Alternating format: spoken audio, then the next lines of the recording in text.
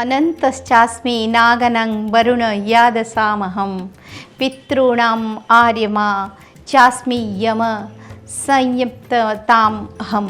नमस्कार, उदय India digital में आपका स्वागत है। मैं हूँ उपाली अपराजिता। गीता में जब भगवान कृष्ण अर्जुन को अपने विश्व स्वरूप का परिचय दे रहे थे, तब उन्होंने कहा था कि सर्पों में भी शेषनाग हूँ और इसी शेषनाग रूपी कृष्ण का मंदिर स्थित है उत्तराखंड की टिहरी के सेममुखेम में, जो इन दिनों बेहद चर्चा में है क्योंकि यहाँ हाल ही में टनल खोदी जा रही थी जो कि बीच में ही धंस गई थी, जिसमें 41 मजदूर फंस गए थे। लेकिन सोमवार यानी 28 नवंबर को देर रात तक उन सभी को निकाल लिया गया।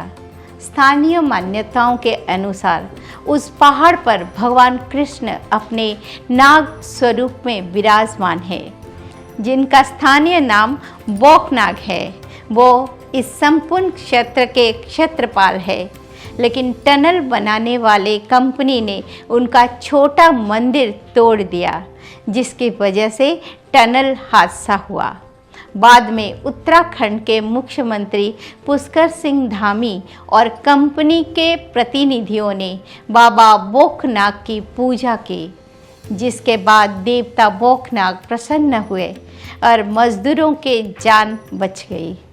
आज मैं भारतीय चेतना में आपको सुनाती हूँ उन्हीं बाबा बोकनाग यानी नाग रूपी भगवान कृष्ण की कहानी, जिनकी चर्चा पूरी देश में हो रही है। सोममुखेम नागराज उत्तराखंड के टिहरी गढ़वाल जिला में स्थित एक प्रसिद्ध नाग तीर्थ है। श्रद्धालुओं में यह सोम नागराजा के नाम से प्रसिद्ध है। सेममुखेम नागराज मंदिर को उत्तराखंड का 5वां धाम भी माना जाता है। यह मंदिर पर्वत के सबसे ऊपरी भाग पर स्थित है। यह माना जाता है कि द्वारका नगरी के डूबने के बाद श्री कृष्ण यहाँ पर नागराज के रूप में प्रकट हुए थे। श्री कृष्ण के नाग स्वरूप के पीछे कई कहानियाँ बताई जाती है, जिसमें से एक कथा यह है कि जब भगवान कृष्ण का बाणासुर से युद्ध हो रहा था, तब उसने अपनी रक्षा के लिए भगवान शिव का आह्वान कर लिया था, जिन्होंने श्री कृष्ण को पराजित करने के लिए त्रिशिरा शक्ति का प्रयोग किया, जो नागों के अतिरिक्त देवता, मनुष्य, गंधर्व, दानव, असुर सभी को नष्ट कर सकती है।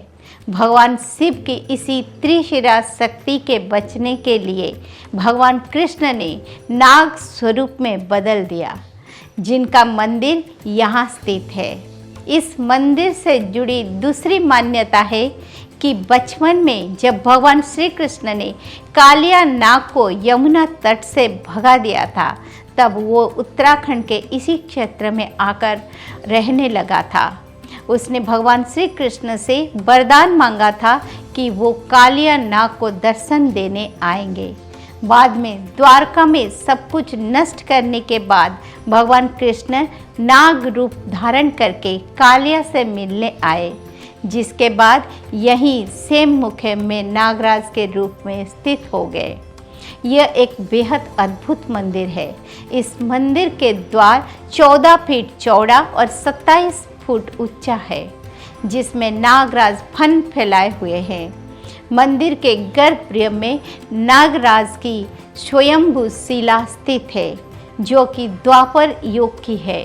इस मंदिर में यहाँ के पूर्व राजा गंगूर रमेला और उसके परिवार की भी मूर्तियाँ स्थित है, जिनकी पूजा नागराज से पहले की जाती है। मान्यता है कि जब द्वारका के नष्ट होने के बाद भगवान कृष्ण सेममुखेम में आए, तो यहाँ पर गंगूर रमेला नाम के स्थानीय राजा का शासन था। भगवान ने उससे स्थापित होने के लिए 14 हाथ जमीन की मांग की, लेकिन गंगूर रमेला ने इससे इनकार कर दिया। तब नाराज होकर भगवान उसके सभी पशुओं को पत्थर बना दिया आज भी सेम मुखेम में मंदिर के आसपास पहाड़ी पर सैकड़ों पत्थर की शिलाएं हैं जो कि दूर से किसी जानवर की तरह लगती है। ये गंगू रमेला की वही पशु है जिन्हें भगवान ने पत्थर बना दिया था। इसमें से कुछ शिलाएं तो हल्की उंगली लगाने से भी हिलते हैं। भगवान को नाराज देखकर गंगू रमेला की सती साध्वी पत्नी ने भगवान की प्रार्थना की और उन्हें मंदिर के लिए स्थान दिया, जिसके बाद भगवान कृष्ण के रूप में यहीं पर स्थापित हो गए। इस मंदिर का रास्ता बेहद दुर्गम है। उत्तराखंड के श्रीनगर से पहले एक गडोलिया नाम का छोटा कस्बा आता है। यहाँ से फिर लंबगांव जाया जाता है, जहाँ रात्रि विश्राम के बाद सोममुखेम की यात्रा जाती है। किसी ज़माने में यहाँ से 15 किलोमीटर की खड़ी चढ़ाई चढ़ने के बाद ही नागराज की दर्शन हो पाती थी, लेकिन अब सुविधाएं विकसित हो गई है। फिर भी मंदिर तक पहुँचने के लिए 2.5 किलोमीटर चढ़ाई करनी पड़ती है। घने जंगल के बीच मंदिर तक रास्ता बना है। सोममुखेम का मार्ग हरियाली और प्राकृतिक सौंदर्य से भरपूर है। मुखेम के आगे रास्ते में प्राकृतिक भव्यता और पहाड़ की चोटियां आपको रोमांचित कर देगी। रमोली पट्टी अत्यंत सुंदर है। रास्ते में श्रीफल की आकार की खूबसूरत चट्टानें हैं। सोममुखेम में घने जंगल के बीच मंदिर के रास्ते में बांज, बुरांज, खरसू, केदार पत्ते के वृक्ष में जिसमें खुशबू निकलती रहती है। सोममुखेम मंदिर अत्यंत चमत्कारी है। यहाँ नवंबर के महीने में मेला लगता है, जिसमें दर्शन करने दूर दूर से लोग आते हैं और अपने मनोकामनाएं मांगते हैं। इस मंदिर में दर्शन मात्र से काल सर्प दोष दूर हो जाता है। गर्भगृह में स्थित देवशिला में बेहद चमत्कारी है।